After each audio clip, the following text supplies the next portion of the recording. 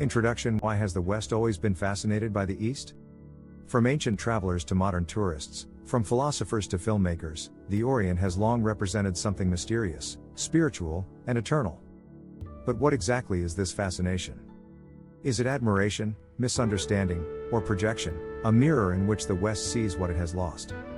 The historical imagination. The story begins not with the East itself, but with the Western gaze that sought to define it. When Marco Polo wrote about China in the 13th century, he described not a real geography, but a world of wonder, a land of silk, gold, and endless wisdom. Later, during the Enlightenment, European thinkers looked eastward again, searching for ancient philosophies to balance their own rationalism. India became a symbol of spirituality. China, of order and tradition. Japan, of beauty and restraint. Each image said less about Asia, and more about what Europe desired: calm, continuity, and meaning. The East, in other words, was never just a place. It was an idea, a cultural mirror held up to Western discontent. 2. The Romantic East. By the 19th century, this fascination deepened into what scholars later called Orientalism. Painters, poets, and explorers sought authentic experiences in lands they imagined as timeless. In contrast to industrial Europe, noisy, mechanical, and fragmented, the East appeared ancient, meditative, sensual. Artists like Delacroix, writers like Kipling, and philosophers like Schopenhauer all turned toward Asia for inspiration. Schopenhauer called Indian philosophy the highest product of human thought. Nietzsche admired the serenity of Buddhism. Even Freud borrowed metaphors from Eastern mysticism to explain the unconscious. But this admiration often came with distortion, selective reading that romanticized the East while ignoring its complexity. 3.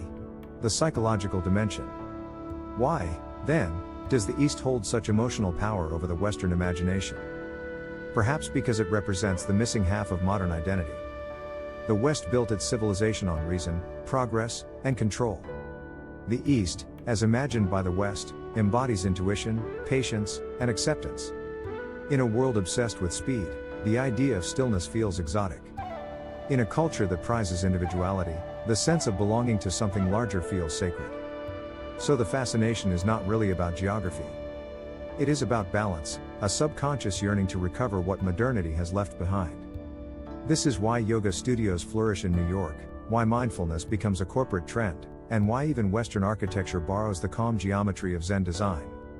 It is not imitation, but a search for equilibrium. 4. The modern East, and the mirror reversed. Today, the image of the East is changing again. Asia is no longer a passive subject of imagination, it is a force reshaping the modern world. Tokyo's technology, Seoul's creativity, Shanghai's ambition, these are not mystical but modern forms of power. Yet even now, the fascination remains. When the West looks east, it sees both the future and the past, a paradox of tradition and innovation coexisting in harmony. At the same time, many Eastern societies now look west for freedom, efficiency, and expression. Each side seeks what it lacks in the other. In that mutual desire, the world becomes more connected and perhaps more confused. Closing reflection. So why are people drawn to the East? Because the East, as imagined or experienced, offers an antidote to noise, to haste, to fragmentation. But the deeper truth is this: what fascinates us about the East is not a distant culture, but a forgotten dimension of ourselves. To understand the East, one must first understand what the West has lost and what both still seek: a way to live meaningfully, between movement and stillness, between thought and silence.